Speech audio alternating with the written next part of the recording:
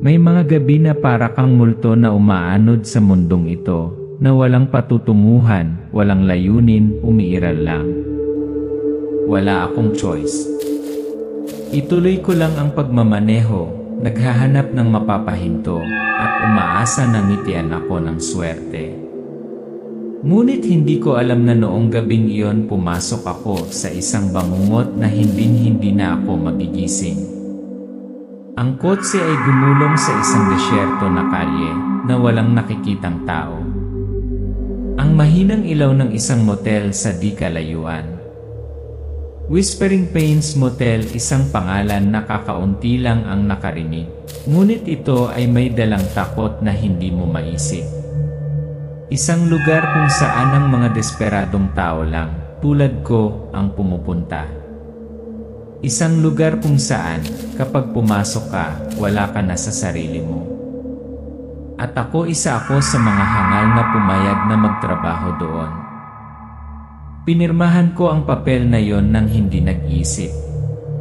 $20, libreng job room. Ngunit ang hindi ko alam ay ang mga alituntuning iyon ay hindi walang kabuluhang payo. Ang mga ito ay mga patakaran ng kaligtasan. At kung lalabagin mo ang mga ito, hindi matatapos ang gabi. Huwag mong buksan ang pinto ng walang warrant. Huwag mong sasagutin ang telepono pagkatapos itong tumunog ng 2 beses. At huwag mong hawakan ang susi ng room 17. Nandito ako para magtrabaho. But then realized, may mga bagay na hindi maipaliwanag. Kakaibang mga imahe, mga nakakatakot na tunog, at higit sa lahat mga taong nanonood sa akin mula sa dilim. Mga mukha na hindi nakikita ng malinaw, ngunit alam kong nandyan sila palagi, na nagmamasid sa bawat kilos ko. Isang babaeng nakasuot ng basang damit pangkasal ang lumitaw sa harap ng salamin na pinto. Ang kanyang mga kamay ay nakakapit sa salamin na may takot na ekspresyon. Dumating siya ng 12 midnight, nakasuot ng basang damit pangkasal. Ang mga mata niya, hindi ko makakalimutan. Puno ng takot, parang alam niyang hindi siya makakatakas dito. At nang ibigay ko sa kanya ang susi ng room 8, may nagbago sa hangin, may nagising. Di nagtagal, ang pangalan sa rehistro ay nagsimulang maglaho. At pagkatapos, ang aking pangalan ay lumitaw sa dingding, sa mga lumang larawan, hindi ko maintindihan kung bakit. Ano ang nangyayari sa lugar na ito? At bakit pakiramdam ko ay wala na ako sa aking sarili? Tapos isang gabi, tumunog muli ang telepono sa mesa ko. Nagsimulang magkawatak-watak ang lahat, bawat panuntunan, bawat babala, nagkatotoo. Nalabag ko ang isa sa mga patakarang iyon. At ngayon, hindi ako makatakas. Hindi ang mga patakaran ang papatay sa akin, ngunit isang bagay na mas nakakatakot. Isang boses ang bumulong sa aking tainga, pumunta sila para sa taong sumagot ng telepono. At pinapasok mo sila. Nang gabing iyon, nakaharap ko ang isang bagay na hindi tao, hindi isang halimaw, ngunit isang bagay na naging tao, na nabuhay, na nagmahal, ngunit ngayon, sila ay mga anino lamang, mga shell ng mga patay na kaluluwa. At ako, hindi ko alam kung mabubuhay pa ako sa gabi. Whispering Pines Motel, isang lugar kung saan kung maglakas loob kang pumasok, babayaran mo ang presyo. At ako huli na para bumalik. Napakalayo ko na malayo sa lahat ng ito. Ang mahabang paglalakbay na yon ay hindi tungkol sa paghahanap, ito ay tungkol sa pagtakas. Pagtakas sa mga alaala, sa mga relasyon, sa mga bagay na naging dahilan upang ako ay gumagala. At natagpuan ko ang aking sarili dito. Dumaan ang sasakyan sa maalikabok na kalsada, isang tiwangwang na lupain na walang nakikitang tao. Ang mga riles ng gulong ay nakatatak sa lupa, at sa di kalayuan, kumislap ang mahinang liwanag mula sa isang neon sign, Whispering Pines Motel. Whispering Pines Motel, isang pangalan na parang payapa, tama? Pero hindi. Sa halip, ang lugar na ito ay parang isang bitag na itinakda para akitin ang mga desperadong tulad ko. Walang tao, walang ilaw, kadiliman at katahimikan lang na parang may hinihintay ang lahat. Papasok ang kuha, huminto ang sasakyan sa tabi ng kupas na karatula, ang mga neon na letra ay kumikislap na may mahinang liwanag. Ang nakapalibot na tanawin ay tiwangwang, tanging ang hangin at ang tunog ng buhangin na kumakaluskos sa lupa. Pinatay ko ang makina, lumabas ng sasakyan. Tahimik ang lahat. Masyadong tahimik. Walang ingay maliban sa hangin. Tila ba tinagos ng lamig ng gabi ang bawat selda ng katawan ko. At kahit papaano, pakiramdam ko ay binabantayan ako. Pumasok sa motel ang pangunahing tauhan, may hawak na backpack, mukhang pagod at desperado. Lahat ng bagay sa motel ay luma at makulimlim. Ang madilim na liwanag mula sa table lamp ay dumadaloy sa maputlang dingding, habang ang lumang tiled floor ay gumagawa ng langit-ngit sa ilalim ng bawat hakbang. Pagpasok ko sa loob, walang sumalubong sa akin. Walang tunog, tanging lamig lang ang bumalot sa akin. At saka ko siya nakita. Ann Caldwell. Ang lalaking magiging direktor ng nightlife ko dito. Isang matangkad at payat na lalaki ang nakatayo sa likod ng reception desk. Ang kanyang mukha ay payat, ang kanyang mga mata ay malalim at matalim. Hindi siya umiti, tumingin lang ng diretsyo kay John na may malamig na ekspresyon. Gusto mo ang trabahong ito? Simple lang. Mag-sign dito. Ibinigay ni Ann Caldwell kay John ang isang pirasong papel na may kupas na sulat. Isang fountain pen ang nakalatag sa tabi nito. Kinuha ni John ang panulat, tiningnan ang papel, at pinirmahan ang kanyang pangalan nang hindi nag-isip. Nagsimulang magsalita si Ann Caldwell, ngunit seryoso ang kanyang boses. Unang panuntunan, huwag aalis sa reception desk nang walang pahintulot. Pangalawa, kung 3 beses magri-ring ang telepono, huwag sagutin. Kung 2 beses itong magri-ring, maghintay ng 30 segundo bago sumagot. Pangatlo, kung may ilaw sa room 17, tumawag ka agad sa extension 17 at hayaang mag-ring ang telepono ng eksaktong 17 beses. Pang-apat, ang room 17 ay dapat palaging madilim at ang andwe at ang huling panuntunan ay hindi nabubuksan. 2, between and the last 3 oras 42 minuto. Huwag umalis sa reception desk kung kinakailangan. Kumatok ng 3 beses sa bakal na kampanang iyon. Sa papel, ang bawat salita ay tila nakaukit sa isipan ni John. Ang madilim na ilaw sa mga dingding ay tila nakadagdag sa tensyon. Hindi na siya nagsalita, tumingin lang sa akin ng mga mata na tila sinusubok ako. Walang paliwanag, malamig na panuntunan at patay na katahimikan. Nalilito ako, ngunit ang pagod at kawalan ay naiwan sa akin na walang pagpipilian kundi ang tumango bilang pagsang-ayon. Kinuha ni John ang susi mula sa kamay ni Ann Caldwell. Ang kanyang mga kamay ay malamig na para bang hindi siya isang normal na tao. Naramdaman ni John ang lamig mula sa kanyang kamay na dumaan sa kanya, isang hindi komportable na pakiramdam na bumabangon sa kanyang puso. And then, I started to realize that nothing here was random. Everything was arranged. Every detail, every rule, everything has a reason. Mula sa babaeng Brenda na nagtrabaho dito bago ako, hanggang sa mga taong misteryosong nawala. Mga multo lang sila mga anino na umiral dito. Si Brenda, isang medyo may edad na babae na may pagod at kakaibang tingin sa kanyang mga mata. Nakaupo siya sa madilim na sulok ng break room. Ang mga mata ay nakatingin sa malayo. Lumapit si John, tumingin siya sa kanya at bumuntong hininga na para bang alam niya ang darating. "Mag-ingat ka kay Emer Caldwell," bulong ni Brenda, ang boses ay kasing tuyo ng hangin. Hindi siya tao. "Mag-ingat sa mga patakaran. Huwag hayaang patayin ka nila." Muling umihip ang hangin. Tahimik silang dalawa, ang mahinang liwanag ay naglaho sa dilim.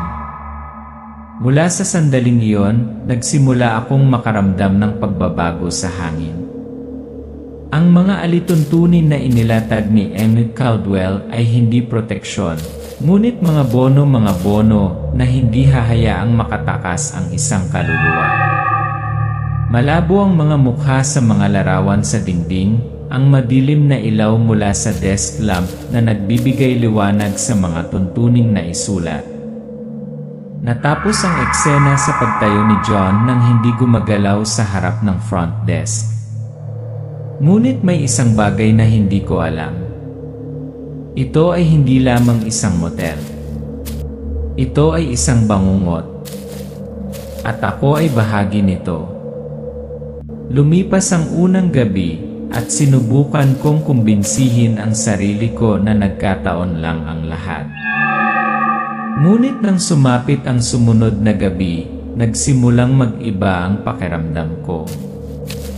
Nagsimulang lumitaw ang mga kakaibang bagay na parang may puwersang unti-unting kumokontrol sa akin, na pinipilit akong maglaro ayon sa mga patakarang ito. Kakaiba ang pag-flick ng mga ilaw sa kwarto. Tumulog ang telepono sa reception desk, ngunit walang sumasagot. Tumayo si John, nakatitig sa telepono, ang kanyang mukha ay tense.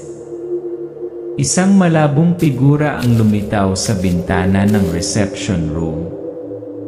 Kakaiba ang unang tawag na natanggap ko. 2 beses lang itong tumunog, tapos biglang tumigil. Isang tawag na walang sumasagot. Napatingin ako sa telepono, naramdaman kong may kumukulot na malamig sa loob ko. Isang presensya. Baka hallucination o baka hindi. Ang mga kakaibang ingay ay nagmula sa mga silid, bawat isa ay tunog ng isang paalala. Ang mga patakarang ito ay hindi biro. May narinig akong footsteps from the hallway, parang may gumagalaw sa dilim. Pero nung lumabas ako para tingnan, walang tao. Sarado ang mga pinto ng mga kwarto. Walang dumaan. So anong inay na yon? Isang kakaibang mukha. Isang babaeng may mahaba at basang buhok ang nakatayo sa labas ng bintana. Si Evelyn Carter iyon na nakita ni John noong nakaraang araw. Tumingin siya kay John sa salamin, puno ng takot ang kanyang mga mata. Evelyn Carter. Hindi ko makalimutan ang mukha niya. Pero nang pumasok siya kagabi, hindi ko naramdaman ang presensya niya sa ere. Para siyang multo, walang bahid ng takot. Tumingin siya sa akin na parang humihingi ng tulong, pero wala akong nagawa kundi ibigay sa kanya ang susi ng room 8. Nang isulat ni John ang pangalan ni Evelyn. Ngunit nang bumalik siya para tingnan, wala na ang pangalan niya. Ang kanyang pangalan ay kumupas at ang mga salita sa papel ay nawala sa paglipas ng panahon. Tiningnan ko ang register. Wala na ang pangalan ni Evelyn. Kaninang umaga ko lang nakita ang pangalan niya, pero ngayon wala na. Sa halip, ibang pangalan ang lumabas sa dingding. Ang pangalan ko. Kakaiba, pero hindi may kakaila. Yung mukha ko, nakaprint din sa staff photo. Napalunok ako. Bakit ako? Bakit mukha ko ang nasa litratong iyon? Tuloy ang eksena. Si John ay tahimik na nakatayo sa reception desk. Ang kanyang mga kamay ay nakahawak sa notebook, ngunit ang kanyang puso ay nag-aalala. Binuksan niya ang notebook. Ang mga pahina ay patuloy na kumupas. Ang bawat linya ay nagsisimulang lumabo. Walang paliwanag kung ano ang nakikita ko. Isang bagong larawan, nakikita ko ang sarili ko dito. Nakangiti ang mukha ko, pero hindi ako nakangiti. Pakiramdam ko ay pumapasok ako sa isang bangungot, isang walang katapusang loop. Hating gabi, nakaupo si John sa reception desk, nakatingin sa telepono. Muling nagriring ang telepono. Naaalala niya ang ikalawang panuntunan, huwag sagutin ang telepono kapag 3 beses itong tumunog. Kung 2 beses itong magriring, maghintay ng 30 segundo. Napuno siya ng pagkabalisa, ngunit sumunod siya. Tumayo siya at dumungaw sa bintana. I remember rule number 2. I cannot ignore it. Kahit gulong-gulo ang isip ko. I count the seconds, then turn back to the phone, still listening to the ringing. I wait. I wait like a madman. And I wait for the unpredictable. Tumingin si John sa bintana, at biglang may lumitaw na figura sa di kalayuan sa labas ng pinto. Evelyn. Hindi siya maaaring naroroon. Tumingin muli si John at ang figura ay nawala sa isang kisap mata. Sino iyon? Kaka-appear lang. Si Evelyn ba? Hindi ako sigurado. Pero nakaramdam ako ng pagbabago sa hangin. Parang may nagmamasid sa akin. Naghihintay na gumawa ako ng isang maling galaw at matatapos na ang lahat. Ang susi ng room 17, tahimik na nakahiga sa mesa. Tiningnan ito ni John, nanginginig ang mga kamay ngunit patuloy pa rin ang pagtingin sa notebook. Naalala niya ang mga patakaran para sa room 17, dapat laging madilim ang room 17. Kung may ilaw, tawagan ang extension 17 at hayaang tumunog ang kampana ng eksaktong 17 beses. Itong susi, bakit kakaiba? Bakit nandito? Hindi nabubuksan ang room 17. Pero hindi ko maiwasang tingnan ito.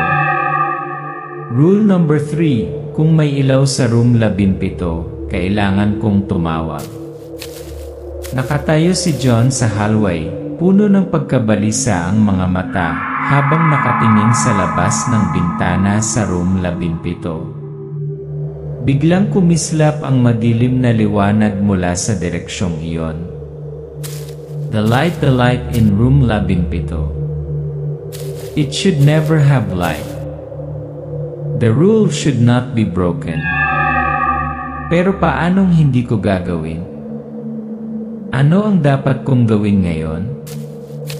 Nagsisimula ng magkabisa ang panuntunan, nararamdaman ko ang pagbabago sa hangin.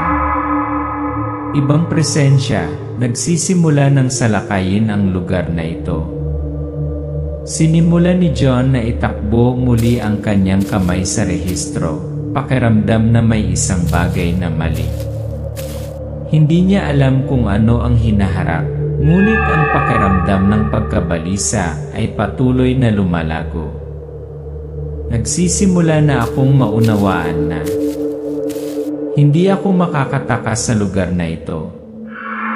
Lahat ay nagsiset up sa akin upang maging bahagi ng loop nito. Nagsimula ng hating gabi, nakaupo si John sa reception desk, bumungad sa kanyang mukha ang malamlam na ilaw ng desk lamp. Kakaibang tahimik. Kumakawala na ang mga yabag sa pasilyo, ngunit walang dumadaan. Nagsisimula ng makaramdam ng bara ang hangin, parang may unti-unting kumukuha ng espasyo. Yung feeling, hindi ko maipaliwanag. Parang pinipisil ako ng invisible na kamay, nahihirapan akong huminga. Ang sakit ng braso ko, parang may humihila sa laman ko. Nagiging kakaiba na rin ang mga panaginip. Natagpuan ko ang sarili kong tumatakbo sa dilim, nadadapa sa malamig na mga kamay, walang mata, pero hindi ako makatakas. Hindi ko alam kung saan ako tumatakbo, pero tumakbo ako. Nagising si John sa kanyang kwarto, pawisan. Ang sakit pa rin ng kanyang braso. Tumingin siya sa orasan sa dingding. Alauna pa lang, ngunit pagod na ang kanyang katawan, na para bang isang mahabang gabi. Ang presensyang iyon, naramdaman kong gumagapang ito sa aking katawan.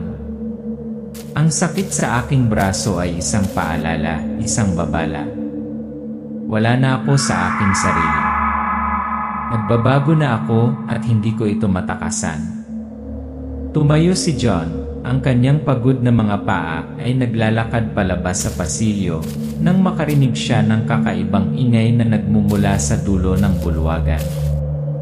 Isang malabong figura ang lumitaw sa dilim. Humakbang ang lalaki palapit, ang kanyang mukha ay lumabo at nasira sa madilim na liwanag. Hindi ako makapaniwala. Ang lalaking yun siya ay kakaibang nilalang, hindi na tao. Isang lalaking patay sa tubig, ngunit buhay pa. Naglalakad sa nabubulok na mga paa, nakasuot ng basang damit. Wala na ang kanyang mga mata, tanging malalim na butas at kakaibang peklat sa mukha. At unti-unting lumiwanag ang mukha ng lalaki. Tinitigan niya si John ng malamig na mga mata, mahina ang boses, ngunit puno ng pananakot. Ang boses ng lalaki ng The Drowned Man na parang mula sa malayong lugar. Nagkamali ka. Binuksan mo ang pinto para sa pasahero. Hayaan mong kunin ka nito. Hindi ka makakatakas, hindi ka makakapagtago rito. Pero kung gusto mong mabuhay, dapat mong isara ang pintong iyon. Huwag mong hayaang umalis ito. Kung hindi ko kunin ito ang lahat sa iyo. Kaluluwa at katawan. Si John, namumutla ang mukha sa takot, nanginginig ang mga kamay habang hawak ang susi sa kamay. Kakaibang pakiramdam, parang may sumasalakay sa kanya mula sa loob. Ang pasahero, ang pangalang tinawag ng kakaibang lalaki sa kanya, ay parang multong sumusulyap sa kanya. Ano ang pasahero? Paano ko isasara ang pintong ito kung ito ay nabubuhay sa loob ko? Isang hindi mapakali na pakiramdam na parang may nagmamatsyag sa akin, mula sa aking puso, mula sa loob ng aking katawan. Ngunit hindi ako maaaring sumuko. Kailangan kong labanan ito. Kung hindi, mawawala sa akin ang lahat. Isa pang gabi, tumayo si John sa harap ng pinto ng reception room. Biglang may nagsalita sa likod niya, kaya napalingon siya. Alam kong hindi mo ito maipaliliwanag sa iyong sarili, ngunit kailangan kong sabihin sa iyo ang totoo. Ang iyong kinakaharap ay hindi basta-basta. Ito ay mga skinwalkers, mga nilalang na maaaring pumalit sa mga kaluluwa at katawan ng mga tao. Maaari silang lumitaw sa anumang anyo, sa anumang anino. At si Caldwell hindi siya tao. Isa siya sa kanila. Humakbang si Brenda palapit kay John. Inabot sa kanya ang isang maliit na bagay, agimat na gawa sa kahoy at isang salt shaker. Tumingin siya sa kanya ng may pag-aalala. Itago mo ito. Makakatulong ito sa iyo na labanan sila. Ang asin ang magtatataboy sa kanila. Ngunit tandaan, huwag mong ipaalam kay Caldwell na mayroon ka nito. Ito ay gagawin mong target. At kung gusto mong mabuhay ngayong gabi, huwag hayaang makalabas ang pasahero. Hawak ni John ang anting-anting at asin, puno ng pagkabalisa, ngunit may kakaibang determinasyon din. Pakiramdam niya ay nasa isang larong buhay o kamatayan, kung saan ang bawat hakbang ay maaaring ang huling pagpipilian. Hindi ako makapaniwala sa sinabi ni Brenda. Pero ang totoo, wala akong ibang choice. Hindi ko hahayaang kunin ako ng pasahero. Kung gusto kong makaalis sa lugar na ito, kailangan kong gumawa ng paraan para labanan ito kahit hindi ko alam ang gagawin ko. Isang malabong figura ang nakatayo sa malayo sa labas ng bintana. Tahimik na nakatayo si John, nakatitig sa dilim, pakiramdam na may di nakikitang puwersa na naghihintay sa kanya. Palakas ng palakas ang mga yabag, ang mga kakaibang tunog. Ang lahat ay umiikot sa kanya. There's no turning back. There's no giving up. But what am I facing? How can know when those creatures never leave? Inilabas ni John ang susi sa kanyang bulsa, puno ng takot at determinasyon. Tumingin siya sa madilim na liwanag mula sa silid 17, kung saan naghihintay pa rin ang kadiliman. Hindi ko alam kung mabubuhay pa ako ngayong gabi, ngunit isang bagay ang alam ko, kung hindi ko isasara ang pinto, kung hindi ko pipigilan itong pasahero, magiging bahagi ako nito. At tuluyang malilimutan sa kadilimang ito. Sa isang madilim na gabi, si John ay nakatayo sa harap ng pintuan ng silid 17. Ang madilim na liwanag mula sa malalalim na lampara ay nagniningning mula sa loob, ngunit hindi pa rin ito maalis ang dilim ng kalawakan sa paligid. Dahan-dahan siyang naglakad, bawat hakbang ay parang desisyon na maaaring magbago sa kanyang kapalaran. Kakaibang mga ingay ang umalingaw-ngaw mula sa loob ng silid, na para bang may nagbubukas ng pinto mula sa ibang mundo. I came here for a reason. A reason that I can't go back.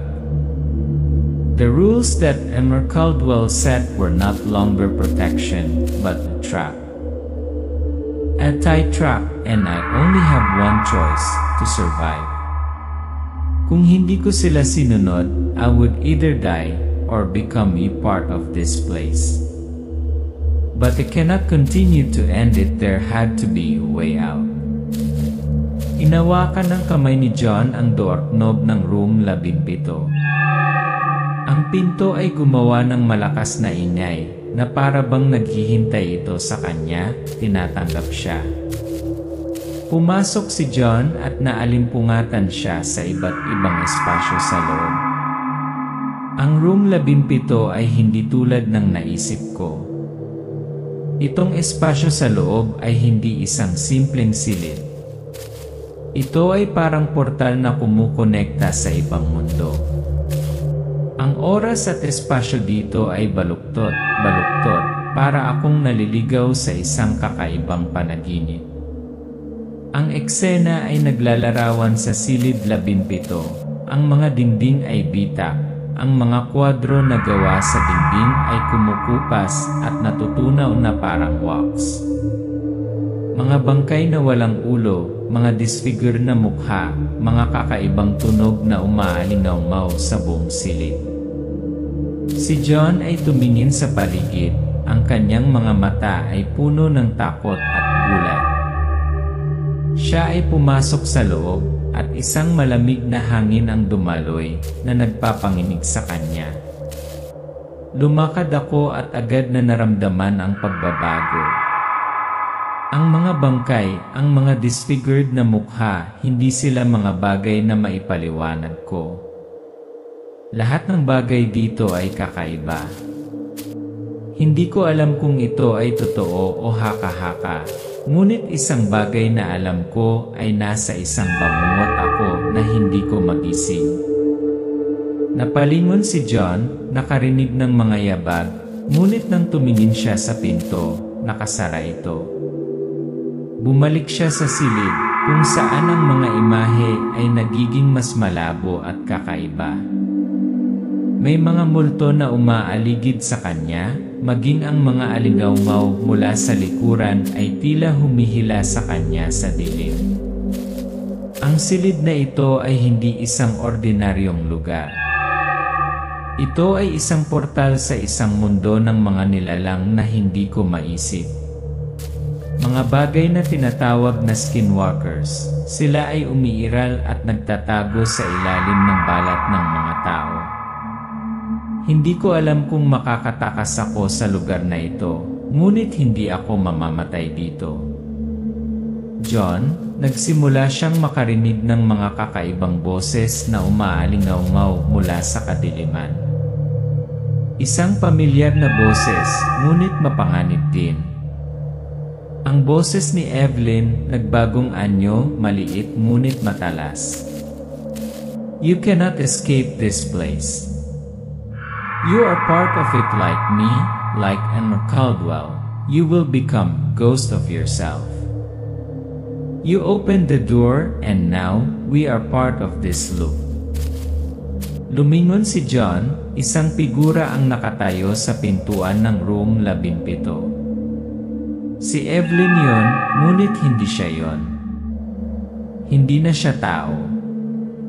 Ang kanyang mukha ay baluktot. Ang kanyang balat ay kulubot, ang kanyang mga mata ay puno ng takot, ngunit tila walang buhay. Hindi na siya tao. Isa na siyang nilalang, isang bagay na hindi ko mapangalanan. At ang pinaka nakakatakot ay nagiging isa na rin ako. Muling suminag ang madilim na liwanag mula sa pinto ng silid 17. Nakita ni John si Emma Caldwell na nakatayo roon. Ang kanyang mukha ngayon ay isang katawa-tawa, baluktot na mukha na may walang laman na mga mata. Siya ay naging isang skinwalker, at ngayon, siya ay nakatayo doon, nakangiti ng mahina. Ang boses ni Caldwell, skinwalker, malamig at mapanganib. Sa tingin mo makakatakas ka? Parte ka na ngayon. Part of this motel. We are all part of each other. Hindi ka makakaalis dito. Kahit sinong pumasok dito ay magiging bahagi nito at mabubuhay ka sa kadiliman magpakailanman.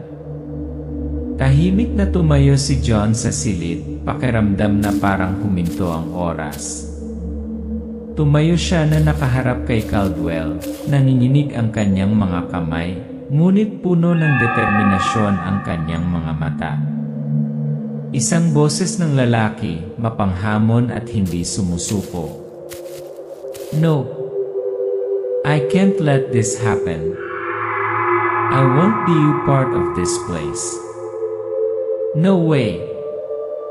I won't let them win. I'll break the rules. I'll fight them. Pagpupumiglas ni John sa mga kakaibang nilalang. Ang mga larawan ni na Evelyn Caldwell at iba pang mga nilalang ay biglang lumitaw sa paligid niya na humahadlang sa kanya sa bawat hakbang. Matindi ang labanan, pilit na nilalabanan ni John ang mga madilim na bagay na sumasalakay sa kanyang katawan. Hindi ko kayang ipagpatuloy ang pagsunod sa mga patakarang ito. Kung gagawin ko, mawawala sa akin ang lahat. Kailangan kong labagin ang mga ito, anuman ang kailangan. Para mabuhay, kailangan kong magbago. Hinarap ni John ang mga kakaibang nilalang, buong lakas na lumaban. Sa kanyang pagkataranta, napagtanto niyang nakikipaglaban siya sa kanyang sarili, kasama ang paggising na pasahero sa loob.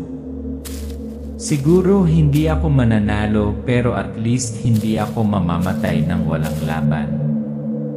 At kung kailangan kong mawala ang lahat, lalaban ako hanggang dulo. Kaninang madaling araw, nasalanta ng mahinang liwanag ng araw ang bintana ng reception room. Nakaupo si John sa desk, haggard ang mukha, duguan ang mga mata na para bang ilang araw na walang tulog. Tahimik pa rin ang lahat sa motel, walang nagbago, pero sa puso ni John, hindi natatapos ang pagmumultuhan. Kagabi, nakaligtas ako. Akala ko malaya na ako dito. Pero nagkamali ako. Hindi talaga natatapos ang mga patakaran ng motel. Ang tinatawag na pasahero, nasa loob ko pa rin ito, na parang hindi mapaghihiwalay na bahagi. Naghihintay ito, at alam kong hinding-hindi ako makakalaya sa pagmumulto na ito. Tumayo si John, tinitigan ang susi ng room 3 na nakapatong sa mesa. Pinulot niya ito, nanginginig ang kanyang mga kamay. Ang madilim na liwanag mula sa bintana ay tumama sa susi na nagmistulang parang multo at kakaiba. Bumalik si John upang tumingin sa labas ng bintana, kung saan unti-unting lumiliwanag ang ilaw, ngunit hindi nito maalis ang bigat ng pakiramdam sa hangin. Mula nang pumasok ako sa lugar na ito, wala na ako sa sarili ko. Bawat sandali na lumilipas, nararamdaman ko ang pagbabago sa akin, hindi sa aking katawan, kundi sa aking kaluluwa. Binago ako nito at ngayon ay kailangan kong harapin ito araw-araw. Hindi ako makakatakas. Ang motel na ito ay hindi pinapayagan ang sinuman na umalis. I am you part of it, and I will always be you part of it.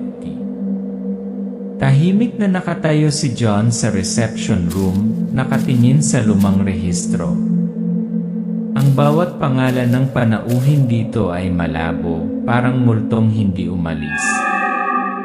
Umiikot ang kanyang isipan, na para bang ang mga alituntunin at alaala ng motel ay sumasaklaw sa kanyang mga iniisip. Pero hindi lang ako. Darating ang iba. At kailangan nilang harapin ang mga pinagdaanan ko. Isang walang katapusang cycle. Ang mga lumang manager na nawala sa dilim. Patuloy silang magmumulto sa mga bagong dating. At ako, magiging bahagi ako nila kahit na ayaw ko. Mas maliwanag ang liwanag mula sa bintana, ngunit hindi pa rin gumaan ang pakiramdam ni John. Sa sandaling ito, isang figura ang lumitaw sa pintuan, isang bagong empleyado. Tumingin siya kay John. Ang kanyang mga mata ay puno ng pagkabalisa, hindi lubos na nauunawaan ang mangyayari. Hello. I'm new. Being assigned this job sounds simple, right? Just take the night shift and manage the hotel. Tumingin si John sa kanya, nagmumulto ang kanyang mga mata, ngunit sinubukan niyang manatiling kalmado.